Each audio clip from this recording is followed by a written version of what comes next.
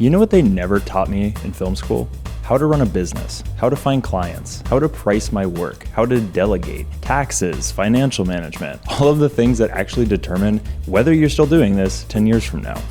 And the truth is, there's a lot of incredibly talented filmmakers who just never make a living doing it. Not because they aren't good enough, but because nobody teaches you how to build a business around your craft. So if I were starting a video production company from scratch today in 2026, this is exactly what I would do differently, and a few things I wish someone had told me when I was first getting started.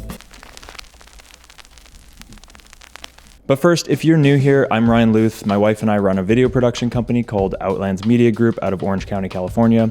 It's supported our family now for almost 5 years, and it keeps growing. And this channel isn't really about gear. It's about the process of building this company, what's working, what isn't, and what I'm still figuring out. And my faith in God plays a real part in how I run this business, and that shows up here too. So if any of that is useful to you, stick around, because I'm trying to post about a couple times a week. All right, let's get into it.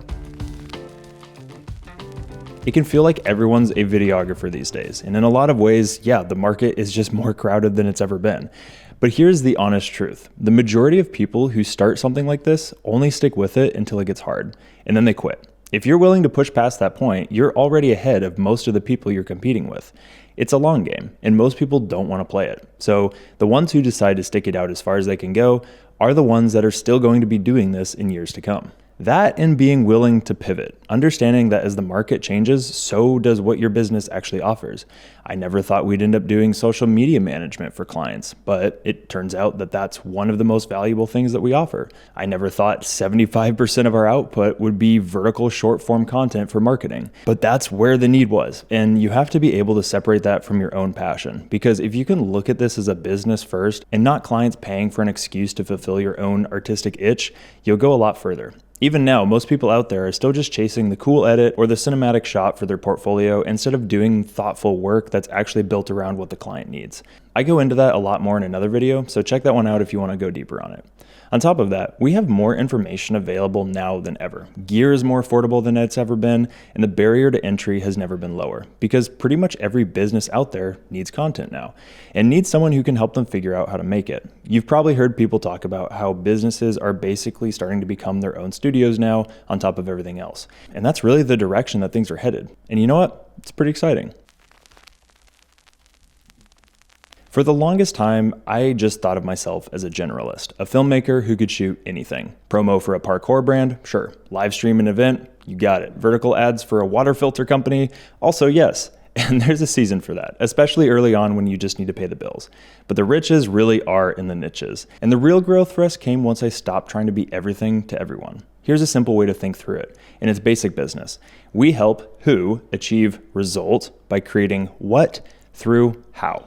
So ask yourself, who do you help? What do you make for them? What problem does it solve? What result do they actually get? For us at Outlands, that looks like we help e-commerce outdoor product brands increase awareness and sales by creating vertical ad content and product launch commercials through high-end video production. Once you can say it, it becomes clearer. It becomes your North Star. You start building real processes and templates around the work instead of just reinventing the wheel on every single project. Back in high school, I lived in a small mountain town up in British Columbia, and there were really only 2 people in the whole town doing anything with video.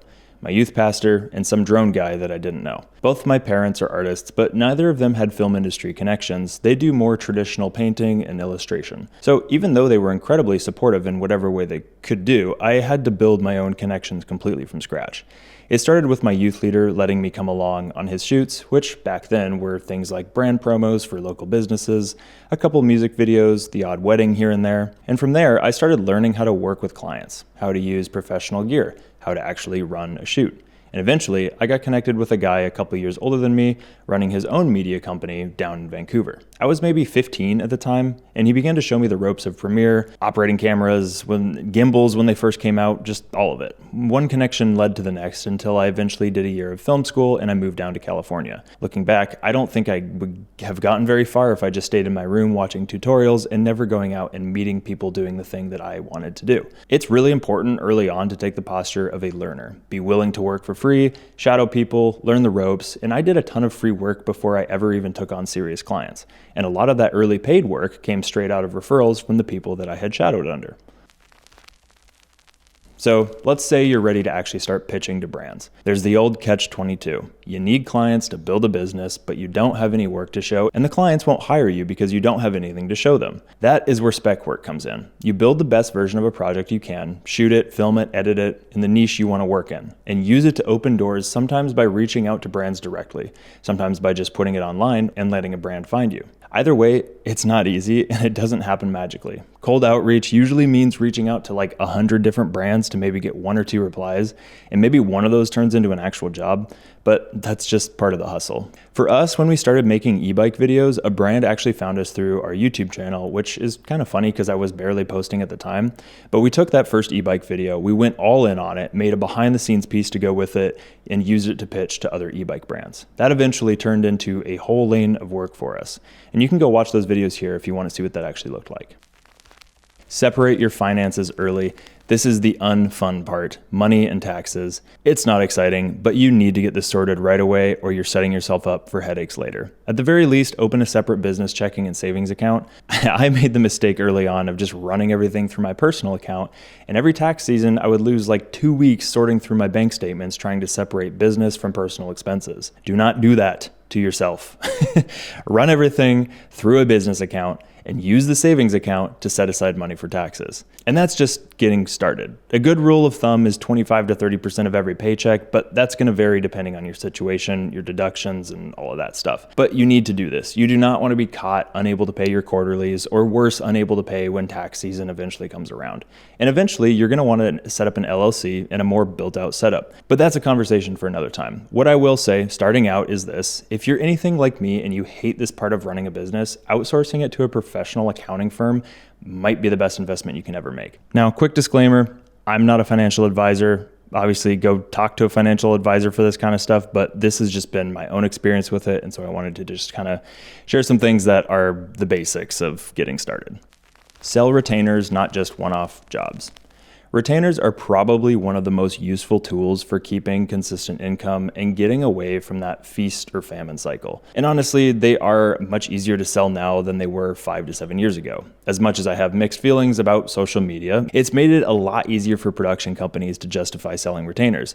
Most businesses know they need to be creating content. It's part of their whole marketing strategy. They just don't know where to start or don't have the time to keep up with it. That is where you come in. Something like 8 reels a month for 6 to 12 months at a set rate. And sometimes it helps even to offer like a paid 1-month trial so they can actually see what it looks like working with you. Retainers build long-term relationships and pull your business away from the constant project to project grind. Build relationships with agencies. So this one doesn't really get talked about enough. There's a lot of marketing agencies out there that need a video production partner to help fulfill the video side of work that they're already doing for their clients. If you can get connected with even like 1 or 2 of these agencies, it becomes one of the most reliable sources of consistent work that you can have, and often with very little outreach or client-facing work required on your own end. Making that connection usually starts the same way as pitching a client does, with like cold outreach, showing your work, but the honest truth is that it does come down to who you know. Marketing agencies want people that they can trust to deliver because it's their reputation on the line with the client. So the more genuine relationships you can build with people in the marketing space, not just other filmmakers, the more that door begins to open up for you. Have a plan once the money starts coming in. So what do you actually do when things start working? You need a plan. And it doesn't start with spending everything on new gear and always upgrading your gear all the time. I get it, gear is fun, but for a lot of specialty items, renting can sometimes be the smarter move. I spent most of my early career as a DP renting gear or taking jobs that productions already had a gear budget for. I didn't own a proper cinema camera for honestly a really long time, and it's a little embarrassing to admit, but I just didn't have the money for it. That was a little easier to get away with when I was only DPing. Running a production company now, some gear is obviously necessary, but what's actually more important than gear is having an emergency fund for the slow months, investing consistently, letting compound interest do its thing, setting money aside for the future, and for me as a believer, tithing. I didn't really do any of this for a long time simply because I just was not educated on finances. Once I started actually learning, I realized it usually wasn't that I didn't have the money, it was just that I had no system in place for what happened to it once it actually hit my account. And one thing that's helped enormously here is Core Group, the accounting firm that handles all of our books and taxes. It makes sure everything stays organized instead of living in my head in a messy spreadsheet. They are a game changer, and I'm sure I will do a video on them later. So So delegate as soon as you can. This ties right into the last point, along with handing off the financial side. Delegating the management side becomes necessary once you start to get busy enough. We brought on a project manager last year, and it's been a complete game changer. Could we have afforded that 5 years ago? No. Do I wish we could have? Absolutely. We actually have real processes now. I don't respond to every client email anymore. It's such a relief knowing I'm not the only one tracking every detail of every project. Because when you're managing like 10 plus clients a month, you can imagine how many small details start stacking up across every shoot and every retainer. And stuff will get missed really quickly if you don't have an extra set of eyes taking care of it. All right, this is a hard one, but expect this to take a while. If you actually want to run a business here, you got to go into it with the mindset of a marathon and not a sprint. This is going to take a while, and patience is something I've had to learn the hard way over the years. No matter how many people online are selling a get-rich-quick path to 10 grand a month in videography in a year, the ones who are actually still doing this 10 years in are the ones who understand early that building anything worth having does not happen overnight. You can't compress 10 years of lessons into 1 year of effort. It just comes from putting in the time and letting yourself be built into the person who can handle where you'll be a decade from now. And last but not least, this is where my faith comes in. Trust in God.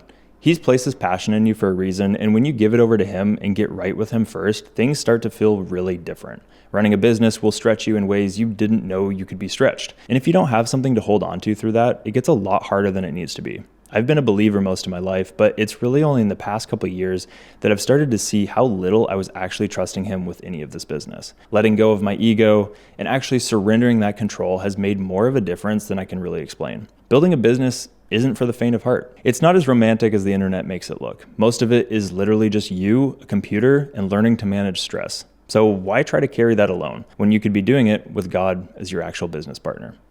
All right, that's a lot, and there's way more I could get into. Maybe there's a part 2 down the line, I don't know. I didn't know most of this when I started taking it seriously back in 2017, and there just wasn't as much information out there then as there is now. So if you're building something in this space, you have way more access to knowledge than I ever did starting out, and that is worth being grateful for. One resource, last little thing here that's genuinely helped me is the Grow Your Video Business podcast by Ryan Corral. If you haven't heard it, go check it out. Definitely worth a listen, super helpful. So if this was useful, subscribing helps the channel a lot, and I'd genuinely like to hear what you've learned building your own thing or what you want me to cover next. Thanks for watching, guys, and I will see you in the next one.